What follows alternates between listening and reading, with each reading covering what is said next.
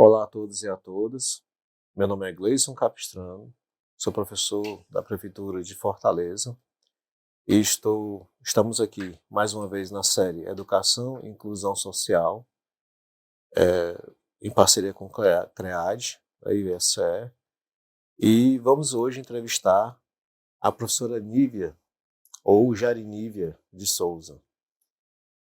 Olá, Nívia, tudo bem? Olá, tudo bem? A todos e a todas. Nos fale um pouco sobre você. Meu nome é Jarinívia Seridó de Souza, sou pedagoga na rede municipal de Fortaleza. Trabalhei como professora substituta, depois me efetivei no concurso em 2010. Então, sou professora efetiva desde 2010, da Prefeitura de Fortaleza. Em 2014, comecei a ser coordenadora, né, de 2014 a 2021. 2021, né, foi quando saí da coordenação para iniciar o doutoramento, né? Então, assim, fiz também, sou especialista em linguística aplicada, ensino de línguas, sou mestra em educação, né, em formação de adultos pela Universidade de Lisboa, e agora estou também no doutorado, lá a gente chama doutoramento, também educação em formação de adultos, né, também na Universidade de Lisboa. A nossa série, ela é sobre a educação e inclusão social, e aí eu queria perguntar para você sobre a temática trajetória da coordenação pedagógica, trabalho, aprendizagem e identidade. Ela tem a ideia de trabalhar com a formação de adultos, não é isso? Também. Fale um pouco sobre isso. Também. A coordenação pedagógica veio para mim, né? Foi uma experiência que eu quis ter na minha vida, né? Porque eu já era professora desde o ano 2000, né? Então, um total já de 22 anos de magistério, de carreira. E uma das coisas uma das áreas que eu queria entrar era justamente na coordenação pedagógica. Eu queria ser uma coordenadora pedagógica porque na minha concepção de profissional docente, né, do magistério, é importante que a gente passe por vários trâmites, né, que envolvem a educação. E no caso, uma das funções, né, que eu via e que eu vejo até hoje como extremamente importante, no caso, é a coordenação pedagógica. Então, quando houve uma mudança na Prefeitura de Fortaleza, de deixar de ser um cargo que as pessoas colocavam os outros, né, colocavam de forma partidária, né? Não era com seleção, edital. Exato. Agora, aí, quando eu iniciei, já foi com seleção, então foi de uma forma mais democrática, né, que é algo também que fomenta muito a gestão, né, o trabalho Gestão democrática. da gestão da escola, né, a gestão escolar, ela hoje tem uma concepção de ser participativa, né, democrática. Então, a escola não ela é vista como um núcleo onde todos são participantes, são ativos. Então, isso né? Na minha concepção. Eu gosto dessa ideia, eu acho que realmente faz parte do processo da educação, como um movimento social que a escola possui, né? De dar voz e vez a todos que estão no chão da escola. Então, a minha trajetória, né, como iniciou na coordenação, então surgiu um momento em que eu dei uma parada para fazer o mestrado. Então, no mestrado, eu fui estudar justamente na formação de adultos, a formação de coordenadores, né? Em que sentido? A formação de adultos, na concepção do Brasil, ela é muito voltada para a educação de jovens e adultos, EJA. Quando vamos estudar, no caso, eu fiz em Lisboa, né? Eu estudei na Universidade de Lisboa. Então, quando a gente vai estudar na universidade... 2017, não é? 2018. 2018. Eu iniciei. Então, quando a forma como, no caso, a Universidade Europeia, né, algumas universidades europeias lidam, né, com a educação de adultos, ela não está limitada somente àquelas pessoas que, por algum motivo na sua vida, pararam de estudar ou não conseguiram aprofundar os seus estudos, né, dar continuidade, de ter um processo, né. A formação de adultos, ela é realmente numa ideia de educação ao longo da vida, né, que todos nós, a todo momento, aprendemos. E aí você considera professores, diretores, todos na escola? Todos os adultos que estão em momentos de formação, todos os adultos que, de alguma forma, trocam as suas experiências, né? Eles estão em momentos formativos. Mas isso não significa que toda formação ela é aquela forma... que toda formação é formativa. Como assim? Formação formal, informal? Tem a educação formal, que é aquela que nós vamos usufruir dos estudos em escolas, nas universidades, né, nas instituições, né? Aquilo que é certificado, a gente recebe um certificado para mostrar que nós somos qualificados para aquela modalidade, né? Conhecimento, função.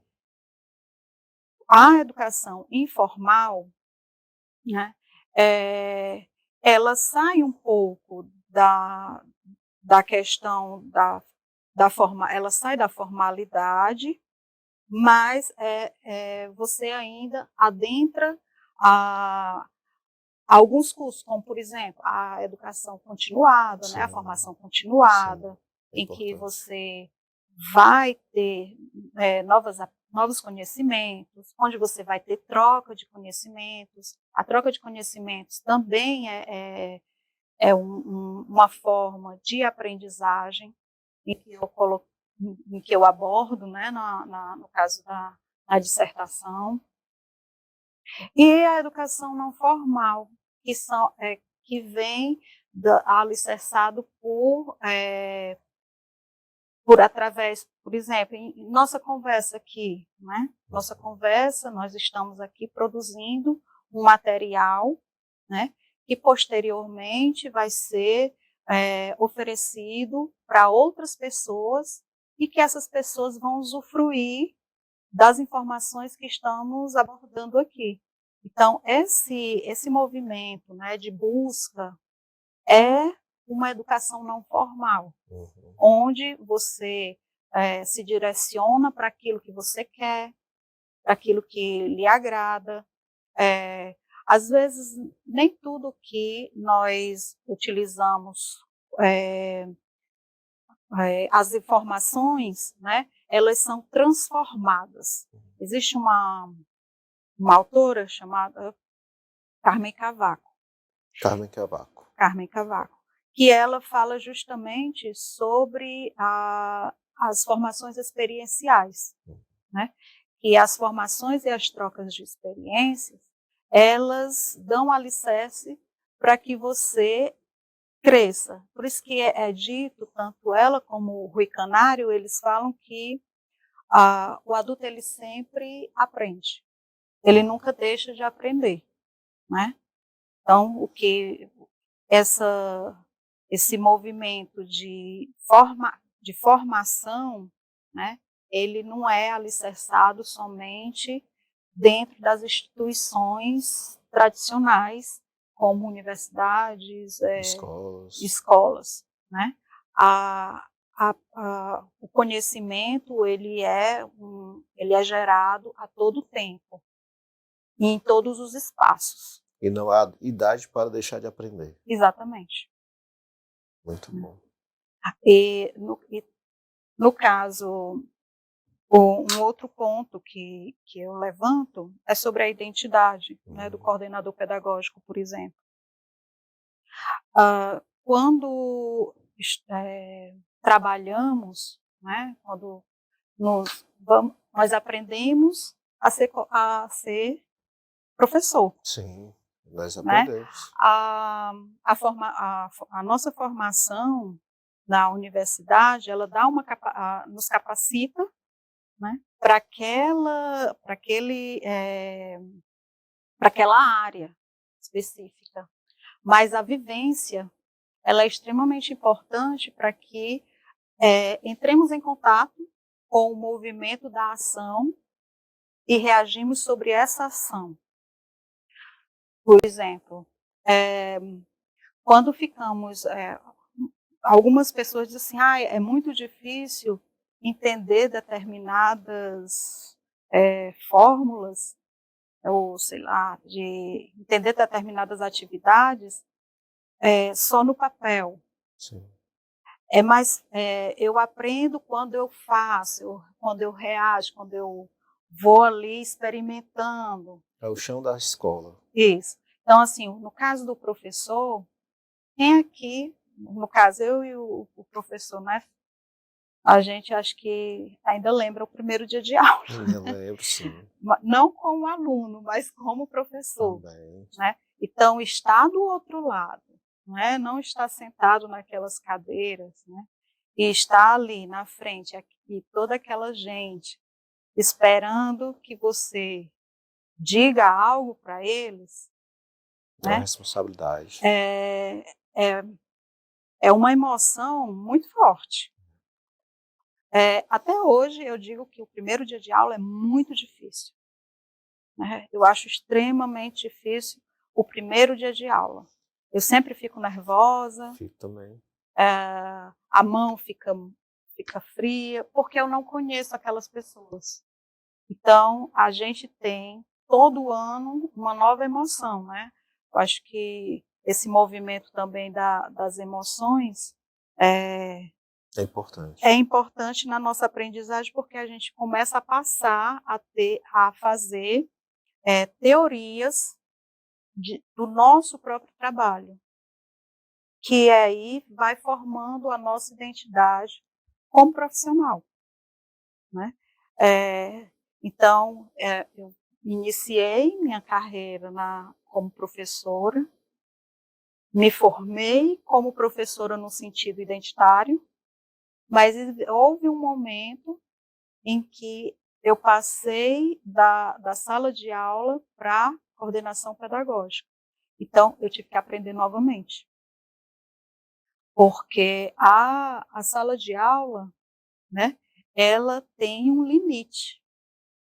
Ela é limitada naquele espaço, naquele quadrado, né, ou retângulo, depende do modelo da sala. Entre aquelas quatro paredes. Entre aquelas quatro paredes, entre aquela turma, né?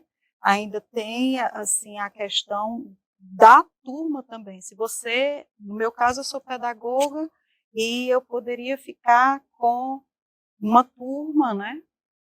Mas também já fui professora do ensino fundamental 2, então eu ia para outras salas. Então, também tem esse outro aspecto identitário do professor que é pedagogo, que fica naquela sala do, sei lá, do terceiro ano, né? Do terceiro ano do Fundamental 1. Como a modificação também do professor que vai para várias salas do Fundamental 2, que vai conhecendo turma por turma, né? Como é o ritmo daquela turma, que as pessoas são diferentes, as turmas são diferentes, né? Costumo dizer que uma aula pode servir para uma turma, mas não pode servir para outra.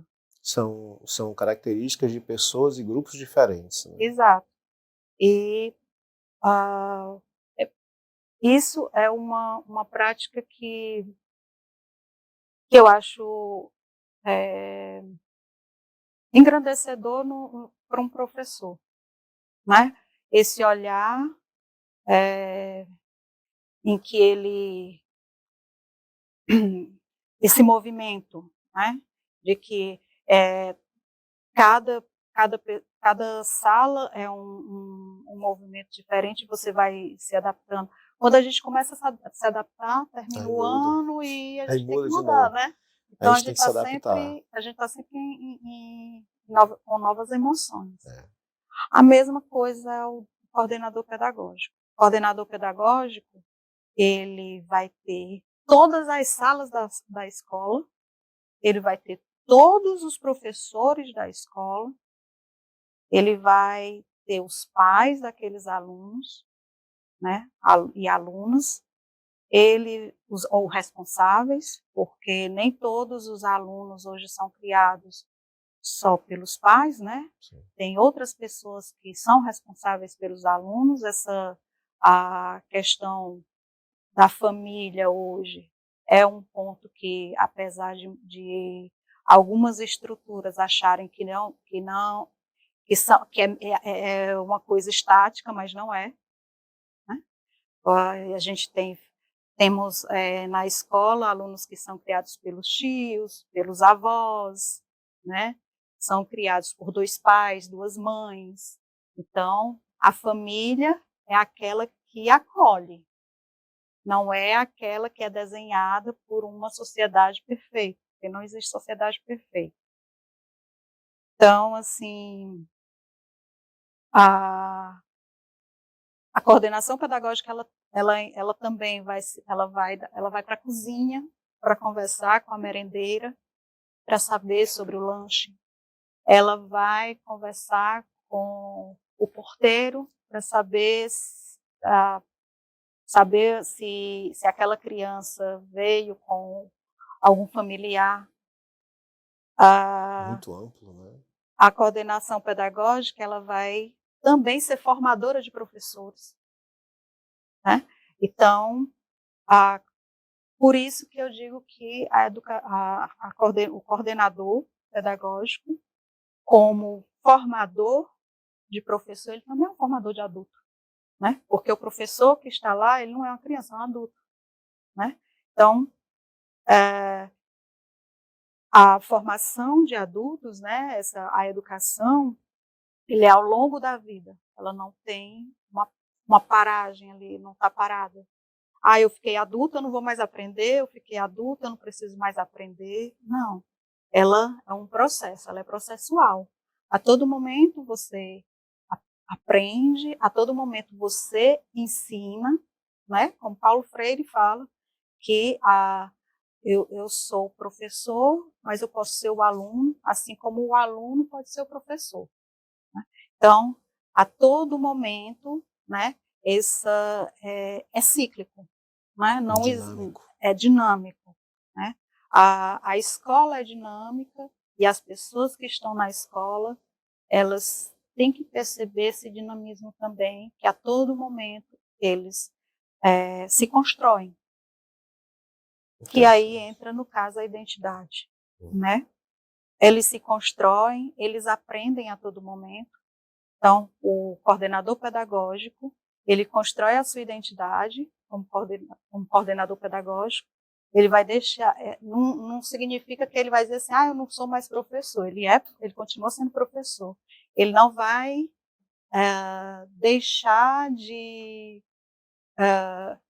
ter essa outra identidade, porque a identidade é um conceito, mas as identidades são múltiplas. Nós, a todo tempo, nos formamos de alguma forma. Existe um autor chamado Claude Dubar. Claude Dubar. Isso. Que ele fala justamente sobre a identidade. Né? Ele é sociólogo e ele fala sobre as questões da identidade e ele diz justamente isso. Que a todo momento nós estamos nos formando em outros e nos reconhecemos, né, dentro dessa identidade. Por exemplo, posso dizer que o professor tem o seu nome, Gleison, então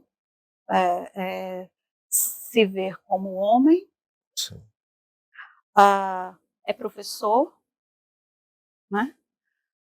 Então, já se apresentou aí duas identidades, né? A de gênero, a profissional, e eu posso...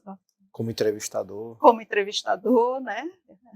Então, a gente vai colocando as outras identidades que existem, né?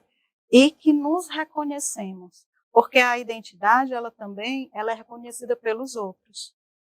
Quando eu iniciei minha carreira como coordenadora,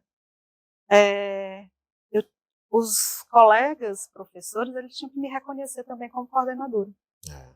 Então, isso aí é outro movimento, em que você vai trabalhando, vai adquirindo a experiência, vai percebendo, vai pedindo auxílio de outras pessoas que são mais experientes para você aprender. E nessa aprendizagem, nessa troca de saberes, né? Você se forma, você também tem aquela que você procura descobrir, você procura também descobrir. É uma busca. A busca é uma autoformação também, né? Quando você se forma e se transforma, né? É um processo criativo também, né? Exato. E então, durante esse tempo de coordenação pedagógica, né, você vai vendo como você muda, né? Você modifica, você passa a perceber coisas que acontecem na escola que antes você não percebia ou não tinha. A pandemia foi um processo de desafio para os coordenadores, né? Extremamente. Um processo em que a criação, a autocriação, identificação foi testado, né? Foi. Porque a pandemia, ela foi assustadora em todos os sentidos, né? O sentido do medo,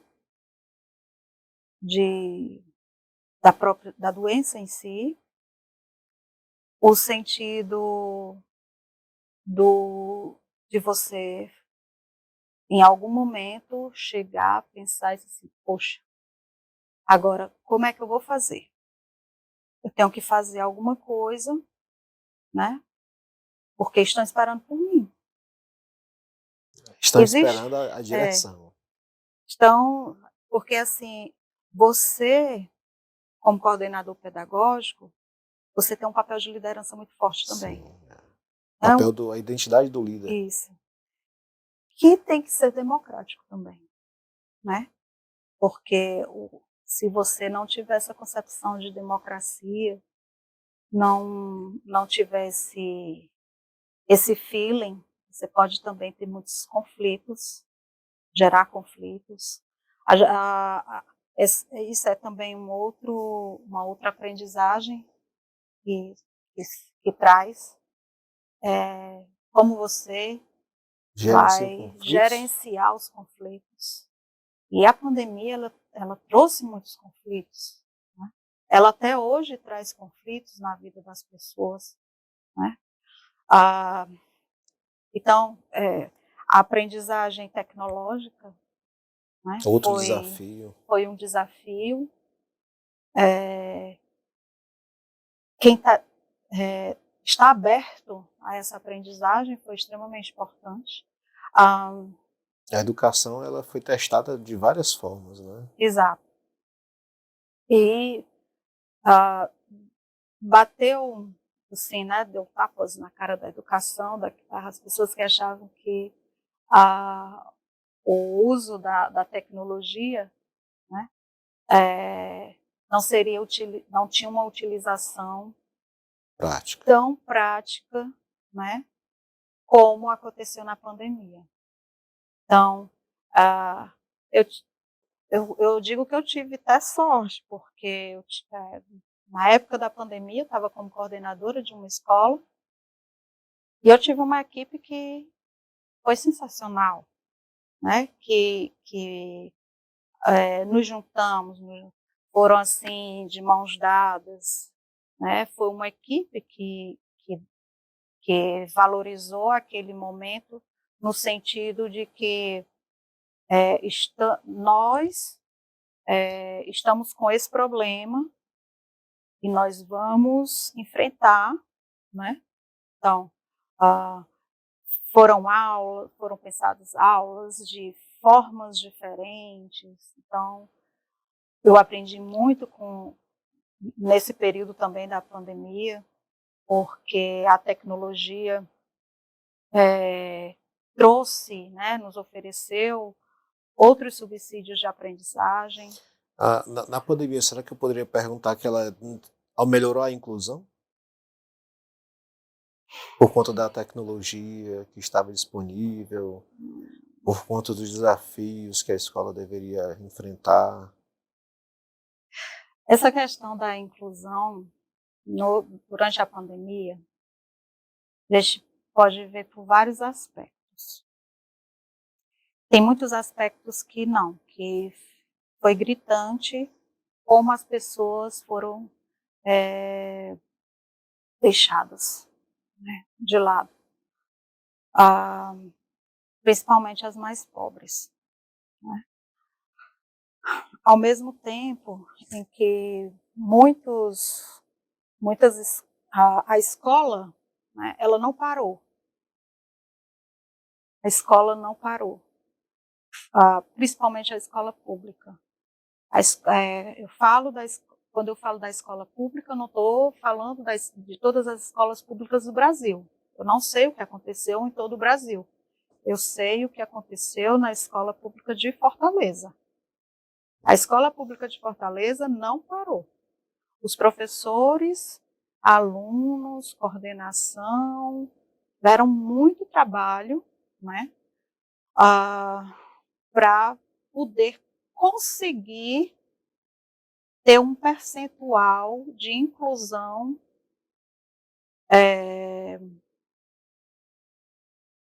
não sei se chega a ser desejável, porque a gente Mais mais buscou. buscou, né? Talvez se o poder,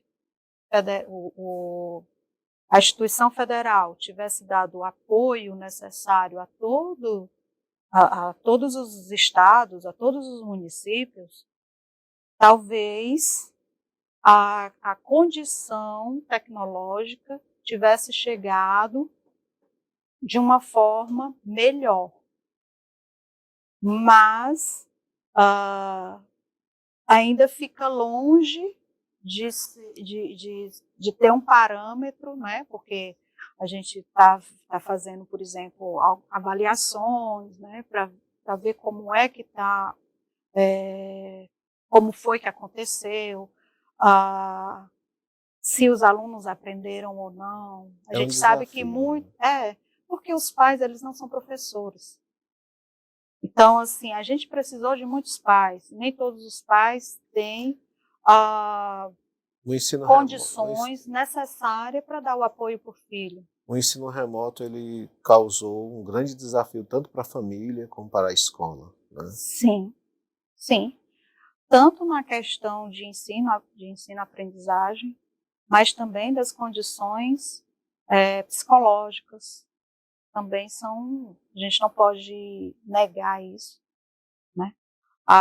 Não só para professores, ou não só para alunos, mas também para docentes, né? Para as pessoas que trabalhavam na escola, também foi muito difícil a questão do excesso de trabalho, Foi. né? E o pessoal acha que o professor não trabalhou na pandemia, né? E acha que ele estava descansando em casa, sem nenhum problema. Exato. Então, assim, professores ligados o tempo todo na internet, isso gerava constrangimentos, gerava disputas políticas, porque as pessoas adentravam em questões que, em disputa mesmo política. Isso gerava também, vinha como para a escola como um problema. E eu não falo só de pais, de alunos, não, professores também, né?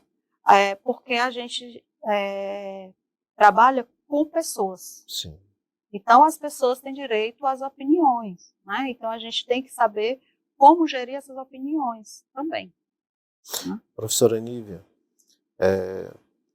eu gostaria de fazer algumas perguntas, né, sobre uma outra produção.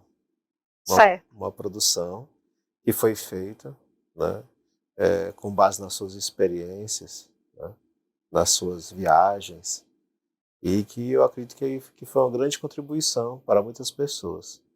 Então, Nívia, eu posso lhe chamar de Nívia? Pode. Eu estou aqui em mãos, né, com um exemplar de um livro que ele é físico, mas ele é também um e-book, né, disponível depois. Nós podemos colocar o endereço, talvez aqui na descrição, né, do programa, e nas informações que nós possamos acrescentar, né, ao episódio de hoje, a, ao, a entrevista. E eu queria que você me falasse um pouco sobre o livro Experiências Inusitadas de Brasileiros na Europa e de Europeus no Brasil, né, o volume 1, em que você também colocou, né, um capítulo falando das suas experiências. Nos fale um pouco sobre o livro. Esse livro foi um presente, né? Um presente. Nosso professor aqui fez esse convite, professor Gleison. Eu fiquei extremamente feliz em participar dessa obra, porque uma das coisas também que estudamos na formação de adultos são as experiências, Sim. né? São as histórias de vida, né? As histórias de vida, elas trazem, elas proporcionam, né, aprendizagens, né? Uma dinâmica muito interessante de trocas de conhecimento.